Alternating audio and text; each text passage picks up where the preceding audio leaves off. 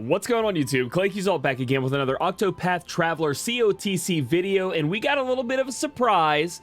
We got a new unit added to the game off the rip. Right at the beginning of the game, we have Tressa, which is going to be a merchant tank, and she didn't release for 2 months into the Japanese version of the game. So things are going to be different here in Global. What that means is you're not going to be able to just look at what the Japanese release schedule was and know what's going to be coming out.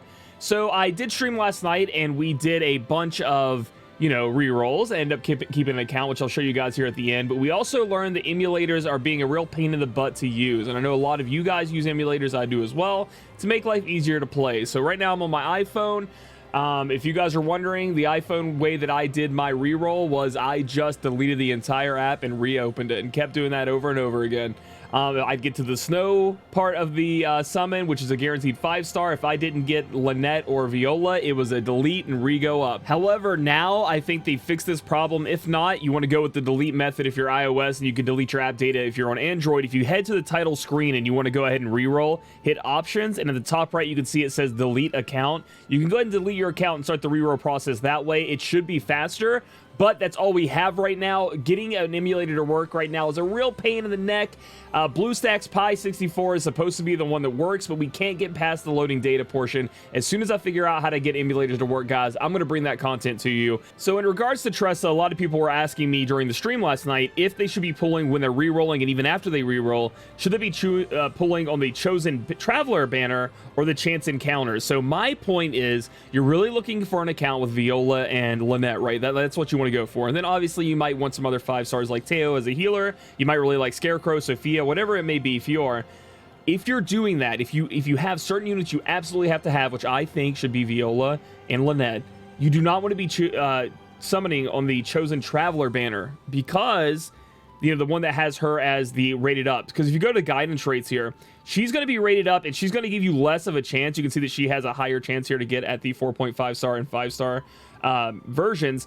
So she's going to be blocking out a lot of those other summons you want, Viola, Lynette. So if you're trying to reroll for those two, if you summonless banner, you have a lower chance of getting them than the chance banner.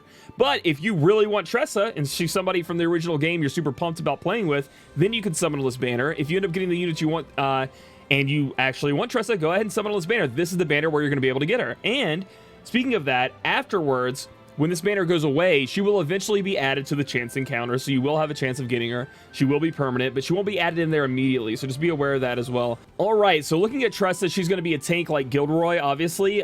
She is a merchant, so if we go to her passive skills, she has a Guts ability, which is awesome to have on a tank, or awesome to have on anyone, really. Survive an otherwise lethal attack with 1 HP remaining once per battle, so if she's going to take that hit, she's supposed to die. She'll stand tough. Hang tough, I mean. And then she'll stand there and she'll be good to go. She has a Hail Half SP, similar to Sophia, I do believe, that has this passive as well. At full HP, lowers own SP consumption by 50%. But here's the problem with doing that with the tank. She's faster than Gilderoy, but she's not going to be that quick when it comes to in battle. She really just isn't. Her speed's not high enough. So a lot of the time, as a tank, you're going to be taking damage. You probably won't be at 100% HP. It's going to be tough. And if you start an action, right? So let's say you're at 100% HP, and you click and you're going to use a skill. You hit your attack button. If she is not 100 HP when she goes, which normally she goes later than a lot of other units, including enemies, she will not be able to take advantage of this. So this passive is hard to really use. It can be used. Don't get me wrong. You heal her up and everything like that. But it is kind of difficult with the way she is. And she has some lightning resistance and then wind resistance, which will help her out a lot there when she's battling those types of elements. Looking at her battle skills, she's going to be a Lance polearm user, so she's going to be good against people that are weak to wind and on polearms, because she does have wind elemental damage. She has an ability called Rest, but that doesn't really help her too much. It does cure status elements, as you can see, and restore HP, but in my opinion, in this game, always be attacking, always be shield knocking.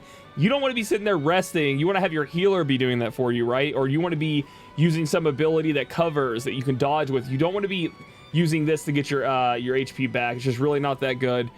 So this ability is kind of lackluster on her. And another thing you guys might notice as we go through her abilities, a lot of her abilities besides her taunt cost a ton of SP, which, she does have this passive to try to counteract that. But again, as a tank, she won't be at the 100 HP threshold to really be using that very often. It's very niche. Moving on down, she does have an awesome ability called Sidestep. She grants self the ability to dodge physical attacks, which is awesome, right? So she's just going to dodge his physical attacks, so she can tank really well. Don't get me wrong, she's very tanky in that regard. I do believe that Gilderoy is a little more tanky, but again, it doesn't really matter when you're really that tanky, you know. You get the job done, especially with a sidestep. She does have donate BP, so she's going to be able to restore BP on a single ally. She can't do it to herself, and it delays actions during the turn. So, like, again, super niche. She can give the BP, but she's really slow. It delays action. It's just not, and it costs 48 SP.